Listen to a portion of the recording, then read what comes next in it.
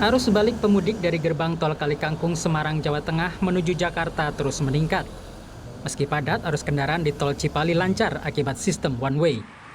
Menteri Perhubungan Budi Karya Sumadi menyebut pemudik dengan kendaraan pribadi yang kembali ke Jabodetabek dan Surabaya baru mencapai 36%. Menhub mengimbau pemudik menunda kepulangan mulai Senin hingga Rabu pekan depan. Arus balik itu yang balik baru 36%. Masih ada 65% lagi yang belum mundur kembali ke Jakarta atau Surabaya yang berlakunya. Apa misalnya? Bayangin kan tinggal 2 hari. Hari ini udah besok. Kalau yang 64% ini jalan hari ini dan besok, saya khawatir loh. Hari ini dan besok itu walaupun sudah ada one way, ganjil genap, tetap mengkhawatirkan. Namun aturan one way menuju Jakarta berimbas pada kemacetan panjang di sejumlah jalan arteri, yaitu di Karawang dan jalur Kalimalang. Direktorat Lalu Lintas Polda Metro Jaya mengubah rekayasa one way menjadi lawan arus atau kontraflow untuk mengurangi kepadatan jalur arteri. Dari Cibitung sampai ke Halim, itu kita laksanakan kontraflow. Kenapa? Ini untuk memberikan relaksasi supaya mengurangi beban arteri di Kota Bekasi dan di Kabupaten Bekasi. Supaya arus yang ke arah timur, ya sudah bisa. Ini baru saja, Mbak. Jadi untuk memberikan relaksasi, jadi supaya beban itu tidak semuanya masuk ke arteri di Bekasi Kota dan Bekasi Kabupaten, sehingga kita laksanakan kontraflow. Nah, nanti dari Cawang serta dari Jor itu bisa ke arah timur, nanti kita keluarkan di Cibitung. Antrean pemudik juga meningkat di Pelabuhan Bakauheni, Lampung Selatan. Pelabuhan panjang di Kota Bandar Lampung kini dibuka untuk mengurangi kepadatan di Bakauheni. Kapolri Jenderal Listio Sigit Prabowo menyebut pemerintah juga menambah dermaga dan kantong peristirahatan untuk mengantisipasi kepadatan. Menghadapi puncak dari arus balik, bagaimana dari mulai mengatur rest area sebagai tempat untuk menampung manakala terjadi kepadatan di dermaga sampai dengan menambah jumlah dermaga. Jadi 7 dermaga di Bakauheni, kemudian ditambahkan lagi dengan dermaga yang ada di Panjang dan di BPG. Kepadatan pemudik jalur laut nampak di Pelabuhan Nusantara Parepare, Sulawesi Selatan. Lonjakan penumpang arus balik juga terpantau padat di Stasiun Senen, Jakarta Pusat dan diprediksi terus meningkat malam ini. Tim Liputan Kompas TV.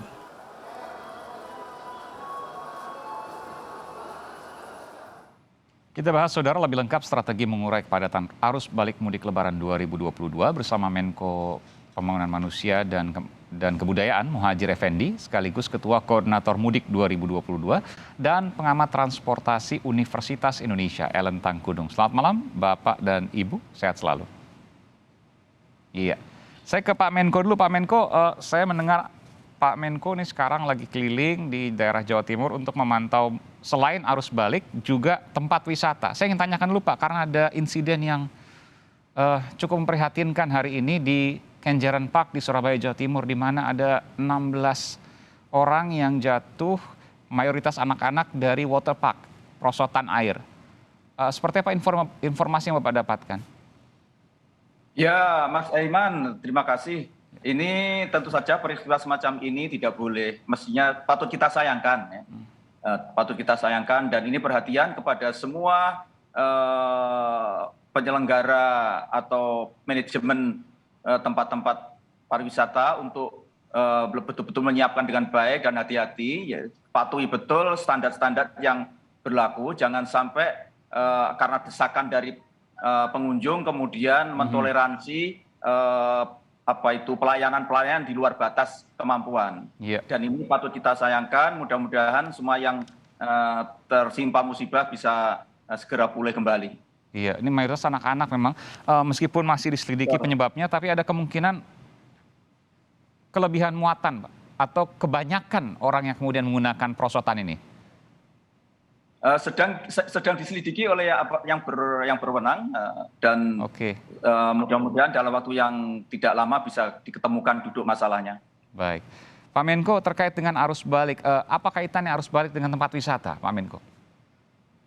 Ya, ketika pemerintah menghimbau supaya sebagian menunda untuk pulang, untuk balik, ini kan konsekuensinya berarti harus ada ruangan yang cukup untuk mereka bisa memanfaatkan penundaan itu. Salah satunya tentu saja adalah pusat-pusat pariwisata di daerah, ya.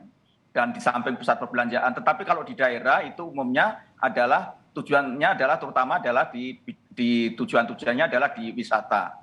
Karena itu saya kalau sekitar DKI Jakarta, Jabodetabek saya kira tidak ada masalah karena jarak dengan Jabodetabek relatif dekat, ya. Tapi untuk wilayah agak jauh seperti Jawa Timur ini ada beberapa pusat-pusat wisata yang akan sangat dipadati oleh pengunjung, bukan hanya akan membuat tempatnya itu daya dukungnya akan yang sangat terbatas, akan overload, tetapi juga perjalanan ke sana juga akan sangat sulit. Kayak misalnya di Jawa Timur ini, di Madiun itu orang sudah sekarang macet itu untuk jurusan Sarangan, Telaga Sarangan. Ya. Kemudian kalau di bagian selatan timur itu misalnya menuju ke Batu, ya.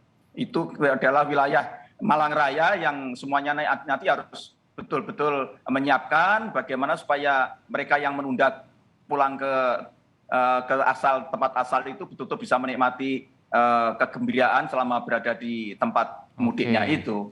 Karena itu besok rencana saya akan ngecek ke beberapa wilayah daerah-daerah wisata yang lain untuk memastikan jangan sampai terjadi lagi kasus seperti yang ada di Kenjeran tadi. Oke, jadi satu keamanan, yang kedua kenyamanan, karena terkait juga bukan hanya jalur yang dilakukan atau dijalani untuk arus balik, tapi juga ada tempat wisata yang kemudian bisa memunculkan keramaian baru yang mungkin juga akan mengganggu kenyamanan pengguna jalan dan lain sebagainya. Saya ke Bu Ellen, terkait dengan arus balik, Bu Ellen. Ini baru 30%-an yang kembali, artinya masih 2 kali lipat yang belum kembali. Apakah kejadian seperti arus mudik, saya tidak bicara hanya satu titik ya, misalnya ada di tol Jakarta Cikampek, ada di Merak juga yang berjam-jam tertahan, apakah akan terjadi kembali?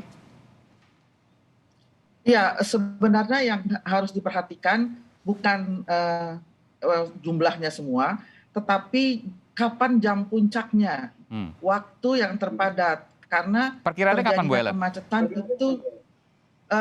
itu kalau saya perkirakan sih besok itu ada di sore-sore lah gitu ya. Oke, sore ke malam ya? Ke malam. Oke. Ya, itu. Jadi jam padatnya itu yang menjadi persoalan. Kalau seandainya aja orang itu pulang sama rata selama 24 jam, mungkin tidak akan terjadi kepadatan luar biasa. Jadi memang itu yang harus diperhatikan dan itu juga dipelajari dari arus mudik gitu. Sehingga ketika mudik itu jam berapa sih orang itu pulang, berangkatnya jam berapa sih yang paling disukai gitu. Ya memang harusnya ada bantuan teknologi ya untuk mengetahui itu. Tetapi karena ini tidak ada, jadi 65% yang belum pulang atau 60% belum pulang itu bisa saja tetap lancar dengan manajemen lalu lintas, kelola lalu lintas yang digunakan sekarang ini dengan satu arah, tetapi memang ada imbas ke jalan-jalan arteri. Ya kalau di sekitar Jakarta kan di Bekasi hari ini terkunci. Kalimalang, betul. Banyak kemacetan. Iya, itu sangat-sangat mereka tidak disiapkan untuk itu. Ya, jadi kalau yang di jalan tol itu disiapkan ada satu arah dan sebagainya.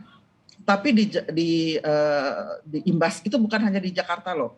Di Surabaya juga seperti itu, ada keluhan seperti itu. Di banyak tempat di luar jalan tol itu terjadi kemacetan luar biasa dan itu tidak siap gitu.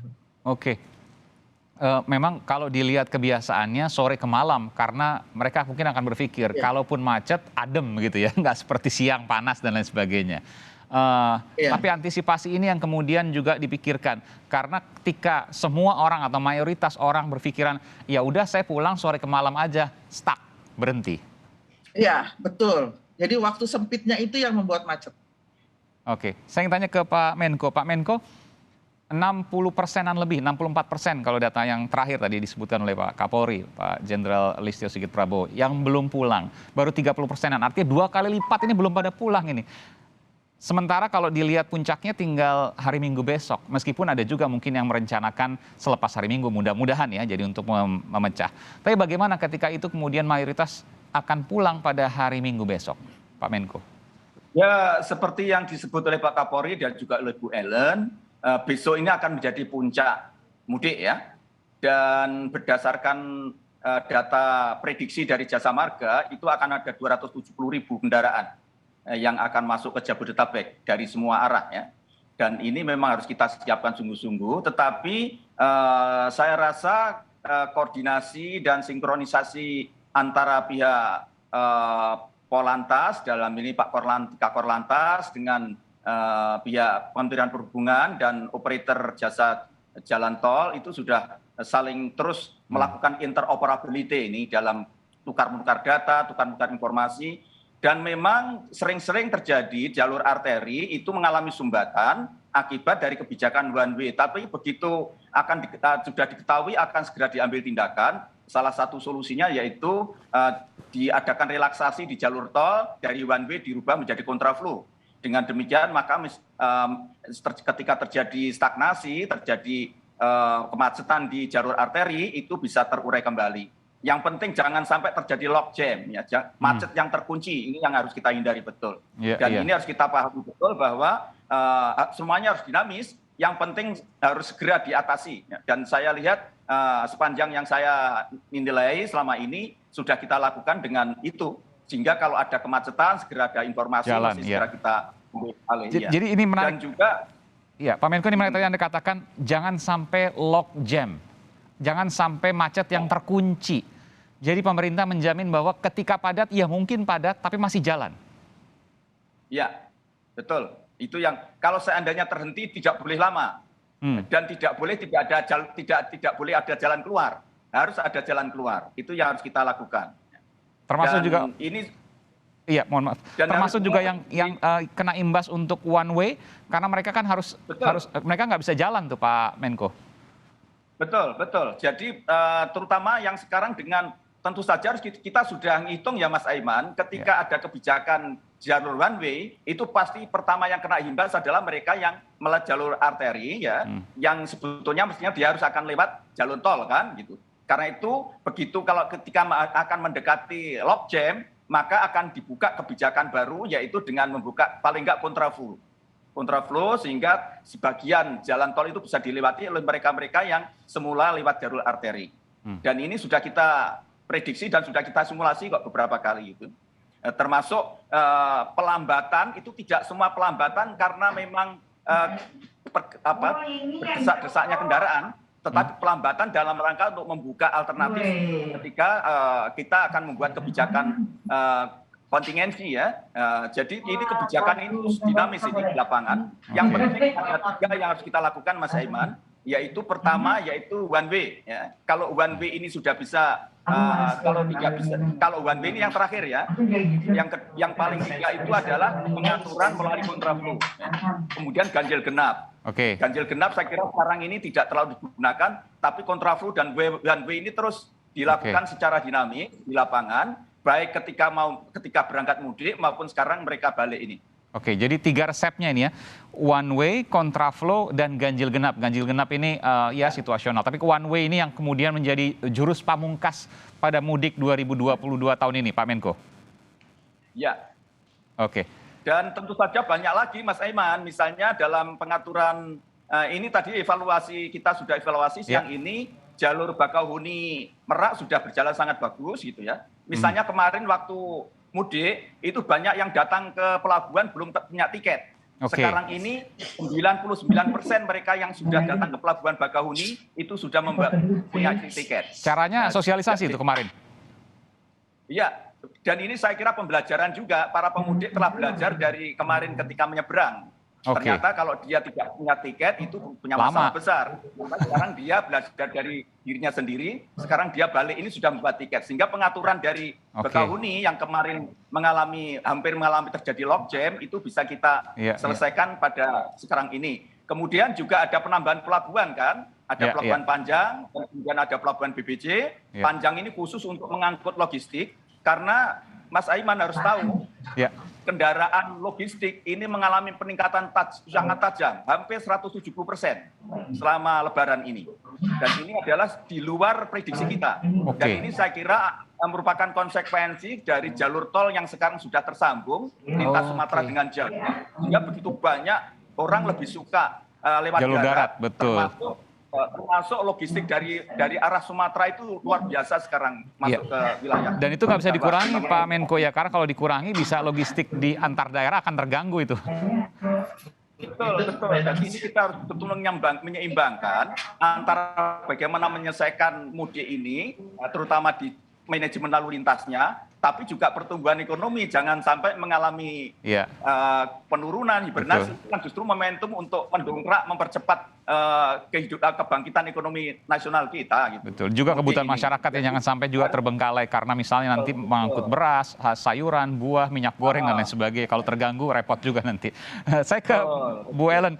Bu Ellen, apakah kemudian jurus pamungkas one way, lalu ada kontraflow, ganjil genap, 3 jurus ini termasuk juga tadi pembelian tiket secara online dan sebagainya untuk kemudian menyiapkan tiket di pelabuhan. Ini semuanya bisa menyelesaikan masalah 64% yang belum kembali dan mengantisipasi tidak terjadi logjam, macet yang terkunci. Iya, sebenarnya apa yang sudah direncanakan itu yang penting adalah disosialisasikan kepada masyarakat. Ya, jadi masyarakat tahu kapan terjadi pengelolaan atau manajemen lalu lintas seperti yang disampaikan tadi ya, satu arah atau lawan arah gitu ya. Itu harus disosialisasikan kepada masyarakat. Dan kalau itu bisa dilakukan istilahnya situasional yang dianalisis, disimulasi, kemudian diterapkan dengan koordinasi yang sangat baik, menurut saya bisa melancarkan lalu lintas baik di jalan tol maupun di jalan arteri. Yang di luar jalan tol itu benar-benar harus diketahui oleh semua masyarakat. Jadi bukan untuk jalan tol saja. Karena sekarang ini ada kecenderungan yang mengatakan bahwa wah ini yang di jalan tol itu kok diutamakan. Kami kena kemacet sekali di jalan arteri. Ya itu yang harus kita hindari pendapat seperti itu dengan selalu memberikan informasi-informasi yang up to date kepada masyarakat lewat segala macam cara. Medsos, lewat TV, lewat radio itu bisa dilakukan sehingga semua masyarakat bukan saja yang mudik tapi di daerah-daerah yang terkena imbas itu mengetahui apa yang akan dilakukan, model apa pengendalian lalu lintas yang akan dilakukan sehingga mereka bisa merencanakan waktu kapan bisa lewat, kapan lebih baik saya tidak jalan karena ada arus yang berlawanan arah misalnya. Jadi saya yakin itu bisa berjalan dengan lancar, karena saya yakin juga karena itu sudah dilakukan dengan koordinasi yang sangat baik. Baik, hanya yang kemudian terkena imbasnya misalnya one way misalnya yang kemudian tidak bisa jalan, ini juga harus sabar di jalan arteri. Ini tentu menjadi sebuah pesan juga, termasuk tadi juga ketika mau ke pelabuhan harus, ini penting, harus memiliki tiket terlebih dahulu untuk kemudian memotong waktu dalam mengantre. Bukan begitu Pak Menko ya?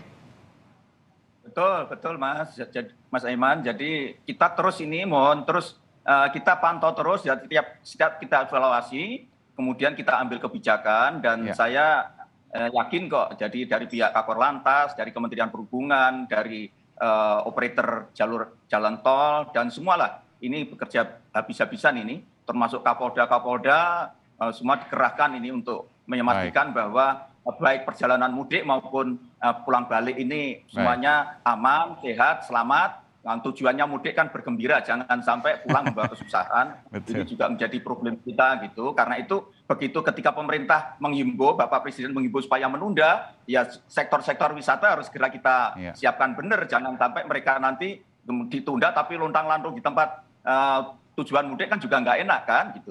Termasuk bagaimana ini betul-betul bisa menjadi pemicu pertumbuhan ekonomi nasional kita. Dan yang penting lagi jangan sampai wabah COVID terulang kembali. Ini memang taruhannya sangat besar sih mudik tahun ini. Gitu. Betul. Mudah-mudahan semuanya akan bisa berjalan dengan baik. Gitu. Kalau itu semua berjalan dengan baik, COVID-nya juga bisa dikendalikan. Kita sangat optimis, percaya diri untuk menuju ke proses transisi dari pandemi ke endemi itu. Betul, baik. Dan ini juga merupakan sebuah pelajaran juga nanti ketika tahun depan bisa jadi akan lebih banyak lagi volumenya karena jalan tol semakin tersambung dari Jakarta mungkin nanti sampai Banyuwangi dan lain sebagainya, dan itu menjadi tantangan kembali karena orang yang mau mudik tentu lebih senang naik mobil pribadi karena di tempat nanti tujuannya mereka bisa tetap memiliki mobilitas yang fleksibel gitu ya. Baik, terima kasih. Jangan lupa Mas Aiman, Ya. ini juga ada kebijakan karena ada konsekuensi dari kebijakan pemerintah melakukan relaksasi pembebasan PPN untuk beli kendaraan baru kan. Oke. Dan sekitar 440.000 kendaraan. Jadi banyak ya sekarang Pak yang naik terjual. ini penjualan. Iya dong, kalau mereka punya mobil baru, tidak pakai mudik kan ya percuma. Beli mobil baru kan untuk mudik. Nah, ini Ya, tapi juga harus tahan, harus sabar-sabar padat Mas begitu. Aiman harus tahu ya, ini sepeda motor tahun ini mengalami penurunan jumlahnya Oke. dibanding tahun 2019. Mobil yang naik, Pak. Tapi kendaraan roda 4 pribadi mengalami kenaikan yang sangat tajam. Oke. Berarti ekonomi masyarakat kita sekarang sudah mulai naik gitu. Oke, Yang semula beroda 2 sekarang beroda 4. Baik, apakah itu kemudian bisa mencerminkan Aiman. hal tersebut? Tidak, tentu ini menjadi sebuah perdebatan. Silakan singkat saja Bu Ellen. Mas Aiman, iya, tahun depan itu dalam masa mudik seharusnya sudah ada istilahnya MLFF, multi lane free flow, teknologi yang lebih baik lagi untuk pembayaran. Sudah Oke. cardless. Jadi tinggal Cardless, lewat. ya. Itu Tidak sedang nge-tap lagi gitu, Bu, ya? Itu tidak nge-tap lagi. Jadi sudah pakai kamera, Ya. teknologi ini sedang disiapkan. Mudah-mudahan itu menjadi lebih lancar. Dan itu akan diterapkan tidak sampai tahun depan, mudah-mudahan ya. Ini Oke. BPJT akan Berarti harus itu. terrealisasi, Itu kalau tidak parah nanti tahun depan. Ya, harus dibantu dengan teknologi kalau udah seperti ini. Baik, harganya mahal sedikit, tapi memang harus berkorban karena beli mobil pasti bisa beli alat itu, begitu kan logikanya. Terima kasih Pak Menko PMK, Pembangunan Manusia dan Kebudayaan, Muhadjir Effendi. Terima kasih Pak Menko dan juga Terima kasih Mas Aiman. Terima kasih Pak, pengamat transportasi dari Universitas Indonesia, Bu Ellen Tangkudung. Selamat malam Bapak dan Ibu, sehat selalu.